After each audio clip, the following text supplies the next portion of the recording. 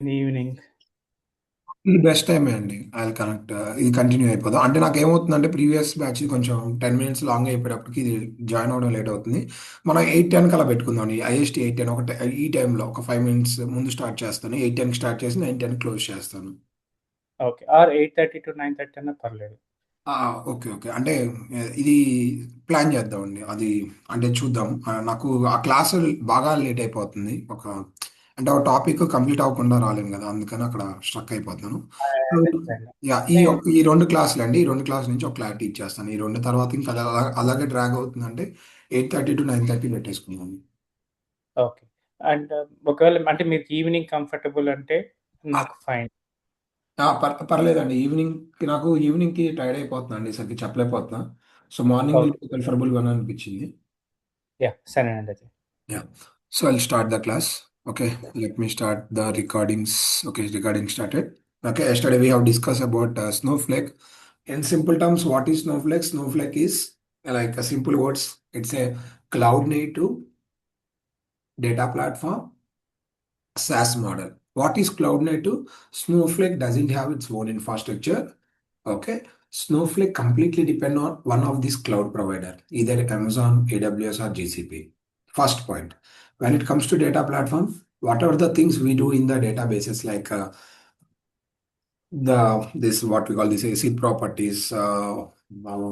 We can create users, roles, everything. What are the things we do in that particular other databases? Same thing. We can do it here. And this Snowflake will support unstructured data as well. And then last one is SAS. Okay, if you take any traditional database, we cannot do upgradations patching without making it down. But here in the Snowflake, everything will be taken care by Snowflake. There will be no downtime here. So everything will be taken care by Snowflake. That is the reason it's a SaaS-based application. Okay, so now today we are going to discuss about the architecture, Snowflake architecture. Okay, so in the Snowflake, we have total 3 layers. What are the 3 layers we have? One is the cloud service, second one is the query processing, and the third one is the storage layer. Okay, so these are the total 3 layers we have. In these 3 layers, storage will be taken care by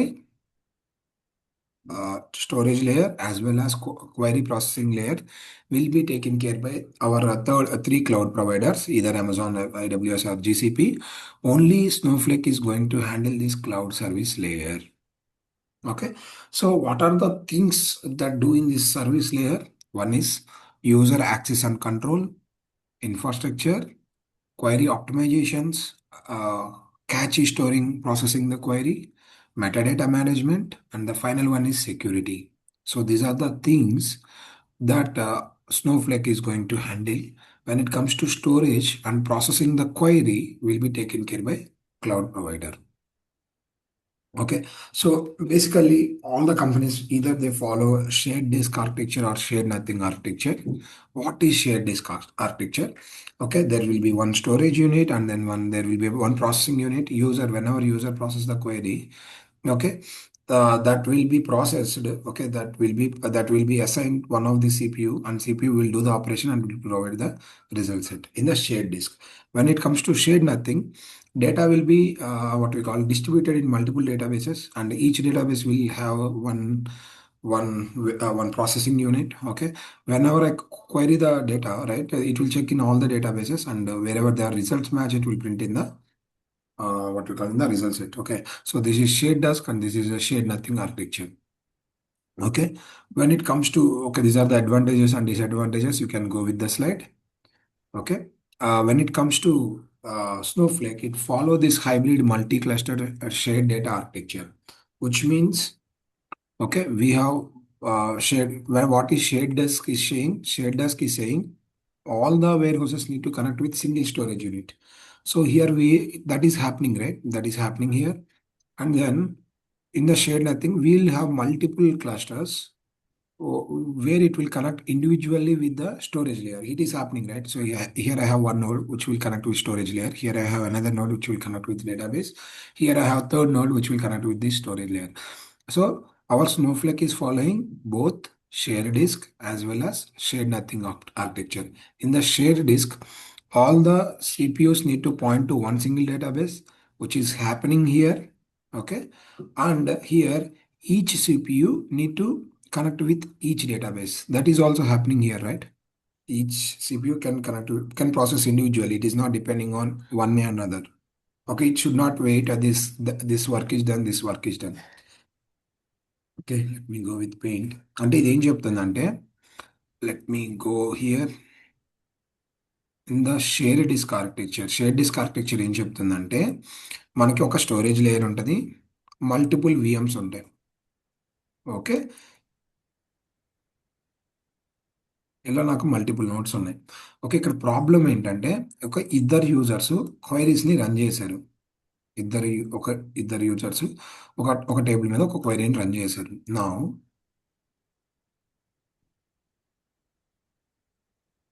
ఒకేసారి run చేశారు ఇద్దరు users. ఇక్కడ share nothing ఏంటంటే,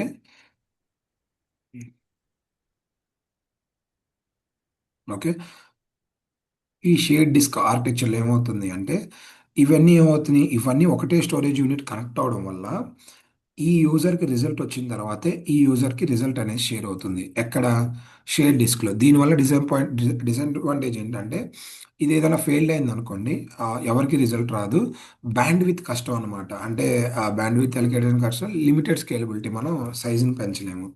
next advantages ఏంటంటే, simple single source of path. ఈ shared నథింగ్లో ఎలా ఉంటుంది? Different డేటాబేసెస్లో data అనేది షేర్ అవుతూ ఉంటుంది. ఓకే, సో ఇక్కడ ఒక్కొక్క మెయిన్ మాస్టర్ నోడ్ ఏం చేస్తుంది? మాస్టర్ నోడ్ ఈ వీటిలో ఉన్న డేటాను వాల్యుయేట్ చేసి డేటాను ప్రింట్ చేస్తుంది. దీంట్లో డిసడ్వాంటేజెస్ వచ్చేసి, scaling still limited, storage compute tightly compute, tendency, ఈ ఇష్యూస్ ఉన్నాయి. When it comes to our Snowflake architecture, ఇక్కడ ఏమవుతుంది అంటే, ఇక్కడ multiple users can extract the data parallelly. You don't need to wait until one person completed, another person completed.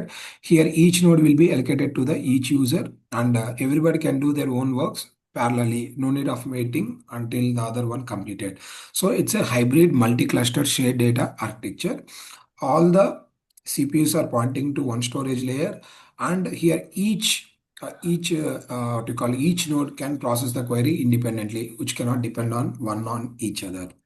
Okay, this we call it as hybrid multi-cluster architecture. Okay, so that's about the warehousing and the storage layer. Coming back, we will start with the storage layer.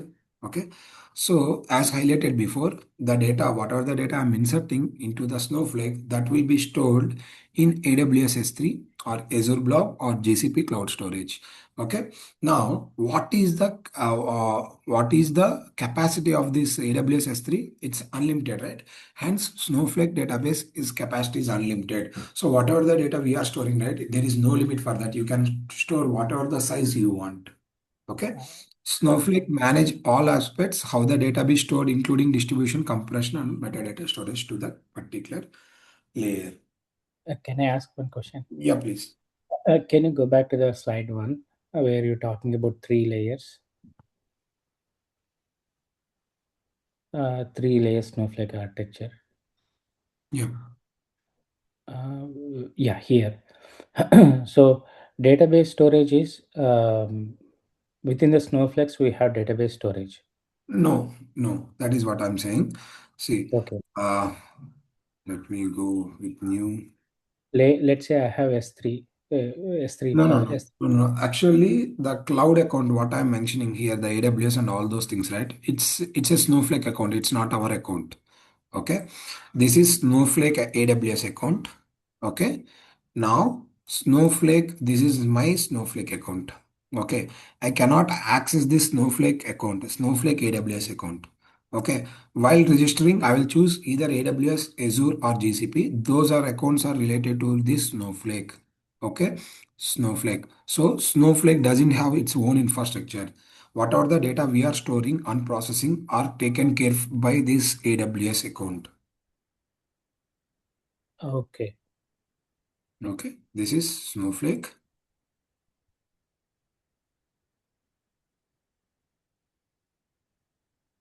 Okay, this is AWS. Okay, we cannot access this AWS account. Okay, this is completely Snowflake AWS account. What is this AWS account username? What is the AWS account username? It's Snowflake. Okay, it's a completely Snowflake owned account. We cannot have the access to this Snowflake owned account.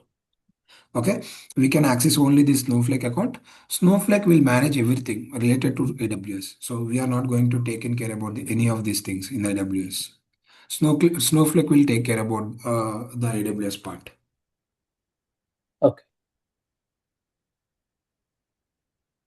Okay, Snowflake we only will take care about these things. The VMs and the storage will be from the AWS. So AWS is providing the query processing unit, query nothing but VMs as well as the storages. That will be provided by AWS. Just Snowflake will manage the these things, the metadata things, the security things. Only these things will be taken care by Snowflake. Okay.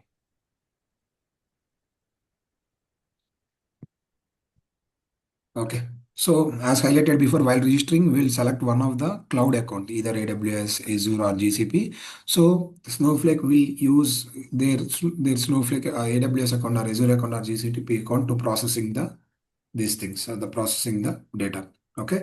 So what is the maximum capacity of these cloud providers? It's infinity, which means there is no limitation for storage. Okay, you can store unlimited data in this Snowflake. Okay. Next, as highlighted before, so whatever the data I'm storing or whatever the VMs I'm using, or all are related to these guys.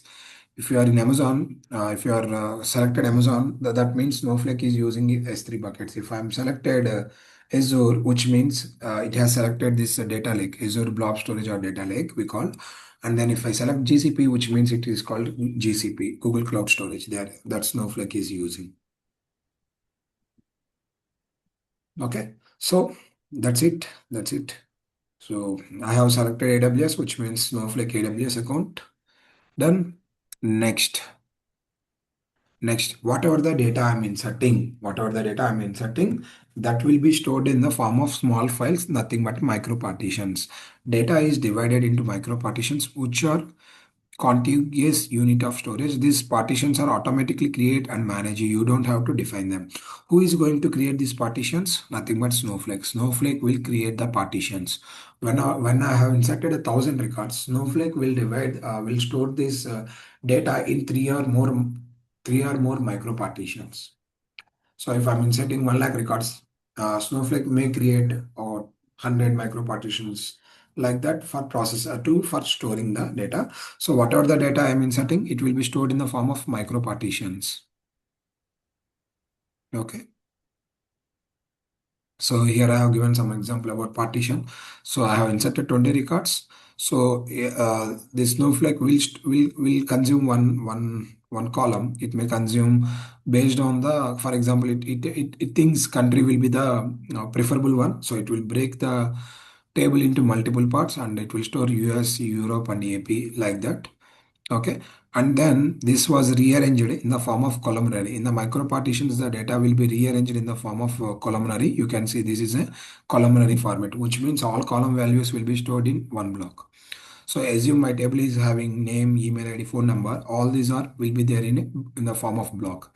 So whatever the data I'm inserting, the data will be stored in micro partition. In the micro partition, how it is rearranging in the form of columnary format, which means all columns will be there in one block.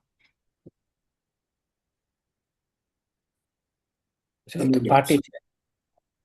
the partition can be defined from by hours, or it will be taken by No, default. no.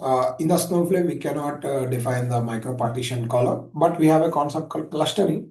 By doing clustering, we can define it the way it need to be stored. Okay. Can you a little bit explain on the columnary format? What does it mean? Uh, there is a separate class for this micro partition and clustering. I will repeat the same there, but very Okay. simple. I am inserting 100 records. Okay, this 100 records, Snowflake will consider. Okay, the country column will be going to use by the user. Okay, it has its own EA. In the own EA, it assume this country column is going to use in joint condition or in where condition. Then it consider this as a key column, and it will divide all the values based on the country, okay, or mostly date, right? So date, okay, it will divide all the values based on the date value. So all the what we call day 2 will be there in one partition, 2 3 one partition, 3 4 in one partition, 3 5 3 4 5 in one partition. Like that it will divide the data, and it will be stored in the columnary format, which means all the type will be there in one column, all the name will be there in one block, all the column country will be there in one block, all the date column will be there in one block. Okay. Yeah. Rohan, any doubts? So you have just joined or you are started? Join before only. Joined 10 minutes earlier. You're Okay. you're drawing something on this. I think it's architecture layers. Yeah, So yeah. I joined that. Okay. Okay. So any doubts for you regarding this these three Mm, layers? So the storage, warehouse, and the cloud service layer. Do you have any doubts?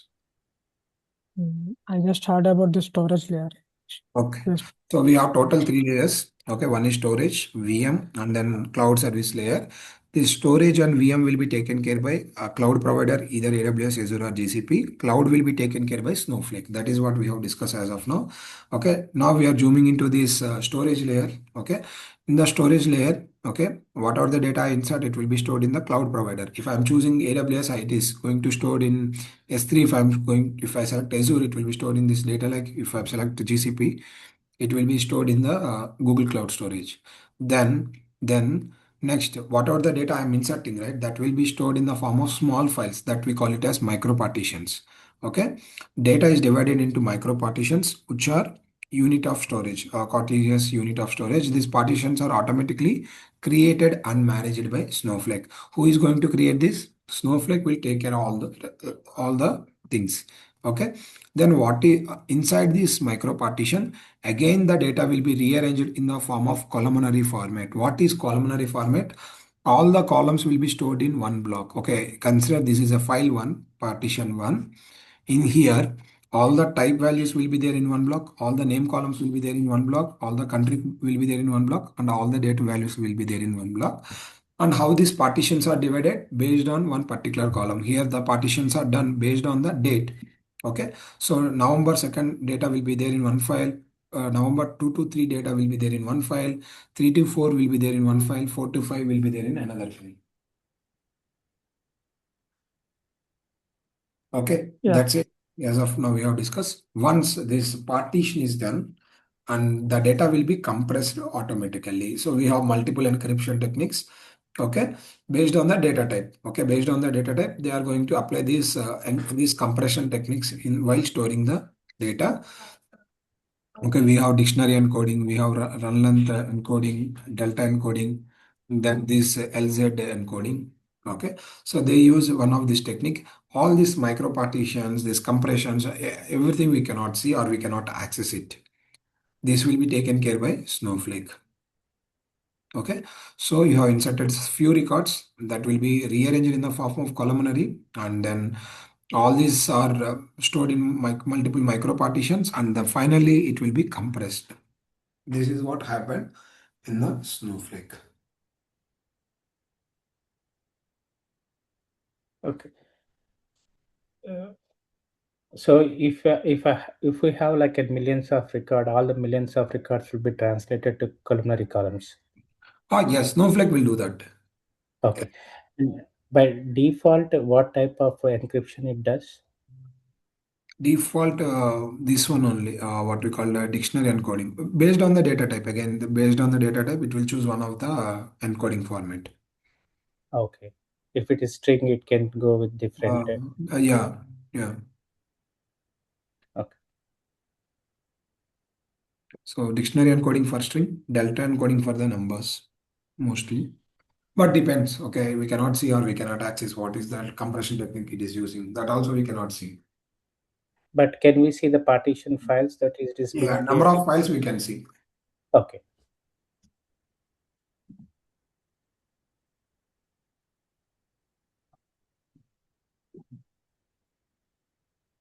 Registration I'll show you, but let me show you the partition thing.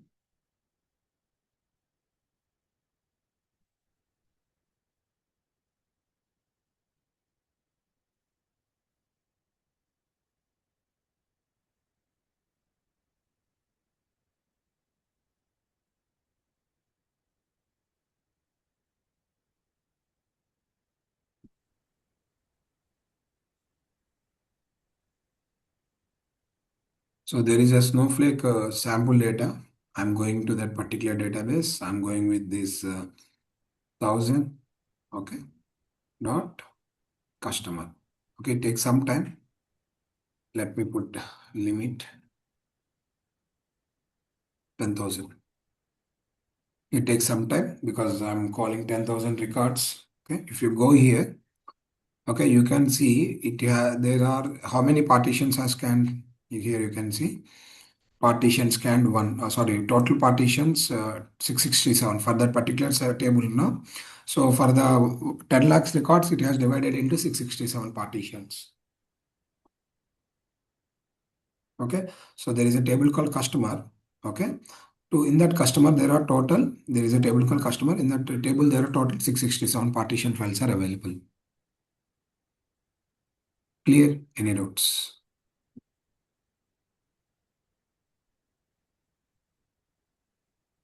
Yeah, Any? unclear. Yeah, yeah.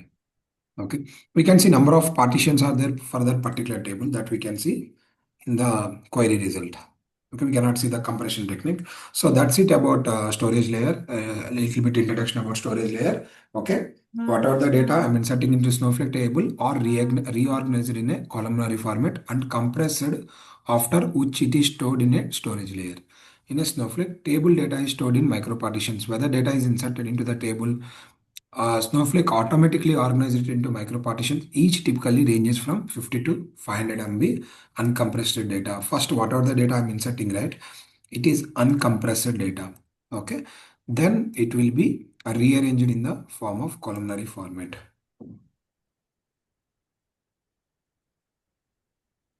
Okay. Okay. Micro partitions are, we cannot access these micro partitions, but we can see by using the SQL query. Okay. So if we are storing the data in the columnar format, we can easily retrieve the results, improve query performance, efficient data compression, less compute needed, use of column metadata to skip entire section. And then we are going to pay whatever the storage I'm using, right? I'm going to pay for only that storage only. I'm not going to pay any extra here. So that's it about this. Okay, these are the differences between the Snowflake and then other traditional systems. Then, yeah, that's it about storage layer. Let me go with the warehouse. So warehouse nothing but query processing layer. We call this as a what we call the muzzle of the system. Okay. The query processing layer consists of virtual warehouse. This is the actual processing unit of Snowflake. Query executions or SQL executions are performed in this processing layer. Whenever I execute any select query or insert query or anything, right? To process that query, we need a virtual warehouse. Okay. So same as highlighted before, so Snowflake doesn't have its infrastructure to get these virtual warehouses or VMs. Okay, it use EC2 in the AWS. Okay, what we call VMs in the Azure, and then have the compute engines for the GCP. They use these services from the cloud providers. Okay, so simple. Whenever I execute select query, what is happening here? First, this select query will switch on the VM. Okay, and then once the switch on the VM, this VM will go to the storage layer and it will bring the data and it will print in the result set.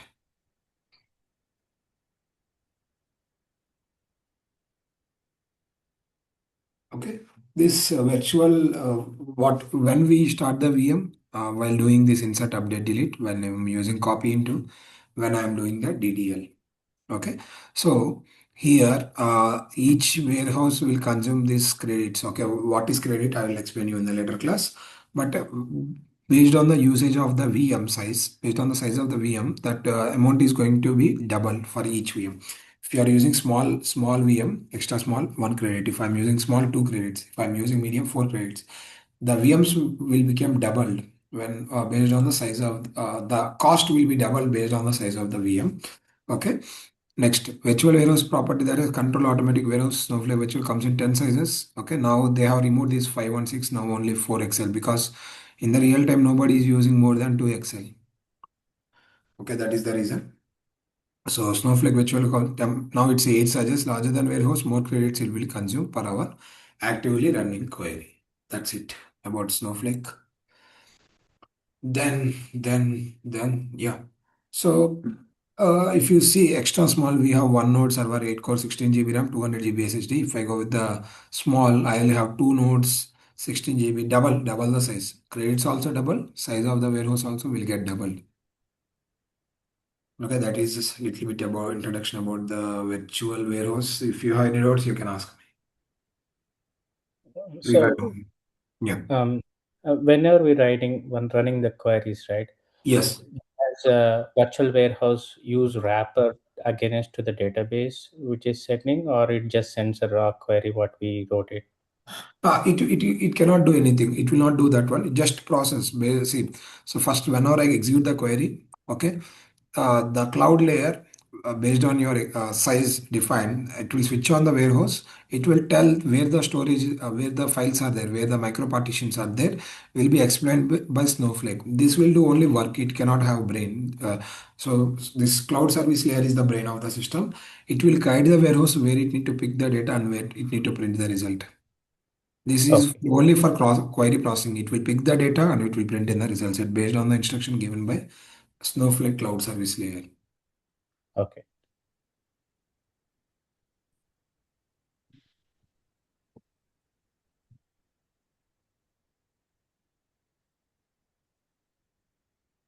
Okay, as highlighted. So for storage they use S3, for processing EC2.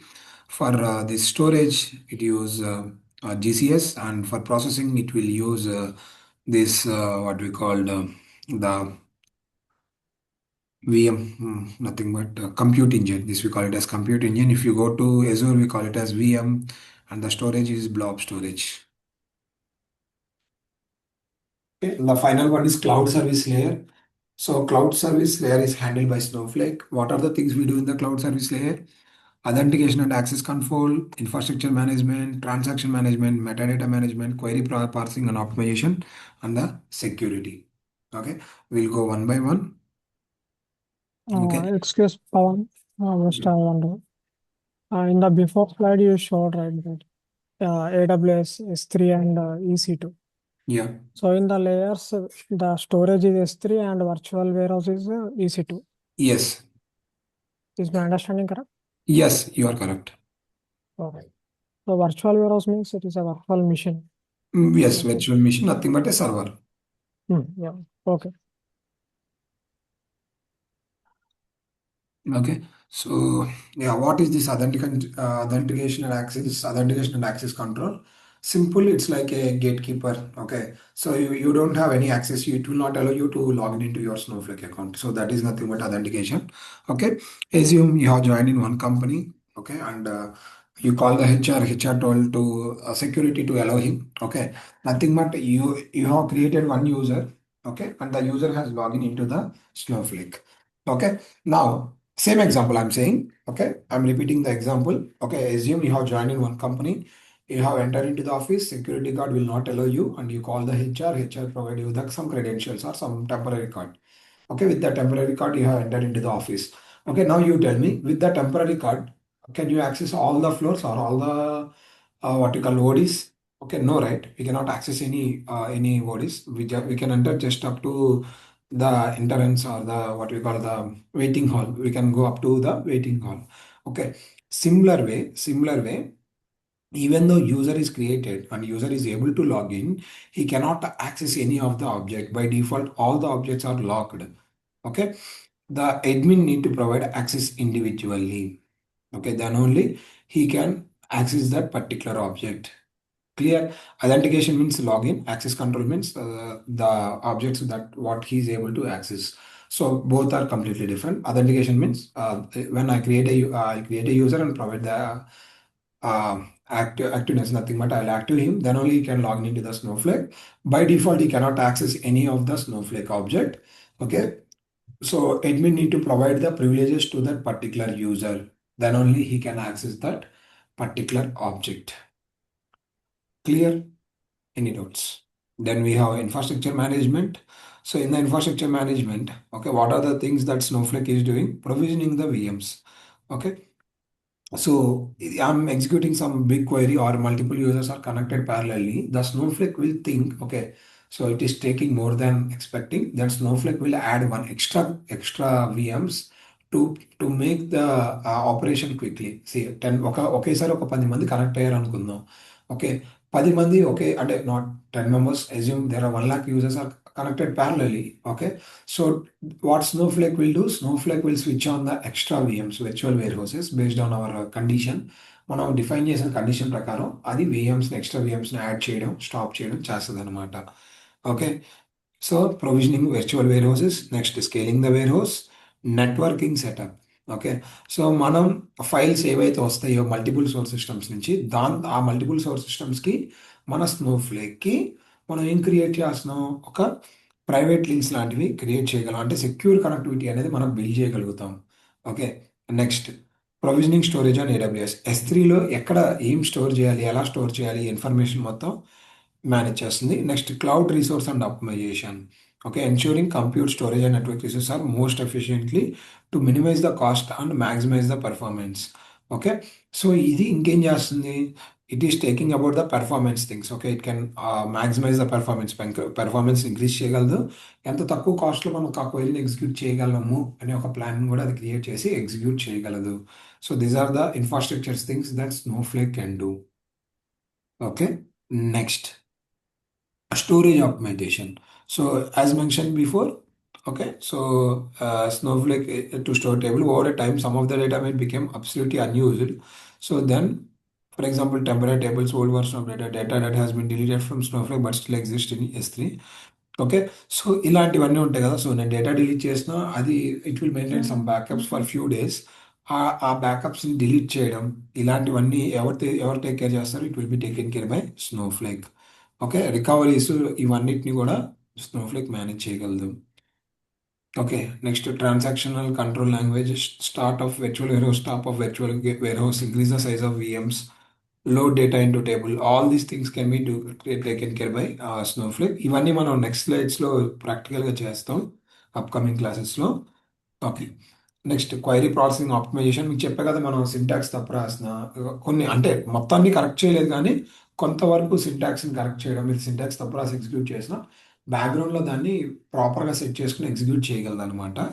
Okay, execution plan to run. So ఇది ఇంకేం చేయగలదు, execution plan create చేయగలదు. Number of VMs that required to process the query అనేది కూడా అది అర్థం చేసుకుని generate చేయగలదు. Next execution plan is then passed on the query processing layer for execution. So first ఇది ఏదైనా ఒక సెలెక్ట్ క్వైరీ ఎగ్జిక్యూట్ చేసినప్పుడు ముందు ఒక ప్లాన్ క్రియేట్ చేసి దానికి క్వైరీ ప్రాసెసింగ్ లేయర్కి అప్పచెప్తుంది అనమాట, ఇలా క్వైరీని ఎగ్జిక్యూట్ చేయండి. ఓకే, ఇంకా we have metadata management, catchy management, ఇవన్నీ ఉన్నాయి. సో నేను క్వైరీని ఒకసారి ఎగ్జిక్యూట్ చేశాను అనుకోండి, ఆ రిజల్ట్ సెట్ అనేది మెటాడేటా క్యాచీలో స్టోర్ అవుతుంది. ఇంకొక యూజరు సేమ్ అదే క్వైరీ కనుక ఎగ్జిక్యూట్ చేస్తే డేటా అనేది స్టోరేజ్ లేయర్లోంచి రాదు, ఈ మెటాడేటా క్యాచీ లేయర్లోంచి ఆ డేటా అనేది వస్తుంది అనమాట. సో ఈ క్యాచీ లేయర్లో డేటా 24 hours స్టోర్ అయి ఉంటుంది. Okay, and the last one metadata manager. So దీంట్లో ఈ మెటాడేటా మేనేజర్ ఏం స్టోర్ అవుతుంది అంటే డేటా అనేది AWSలో S3లో స్టోర్ అయినా దాని యొక్క కాలమ్ నేమ్స్, డేటా టైప్స్, ఆ ఫైల్స్ ఉంటాయి కదా, ఆ ఫైల్స్ ఒక్కొక్క ఫైల్ యొక్క రేంజ్, ఈ ఇన్ఫర్మేషన్ మొత్తం ఈ మెటాడేటాలో ఉంటుంది.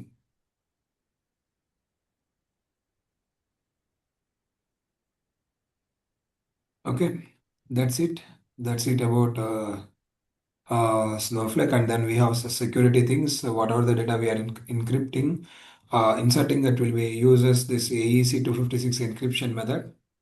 Okay, so there are multiple other options also like virtual private cloud, all those things are there. So a lot of security features that Snowflake is providing. Uh, okay, ఇంకా so that's it. So these are the three layers we have: storage layer, processing layer, and cloud service layer.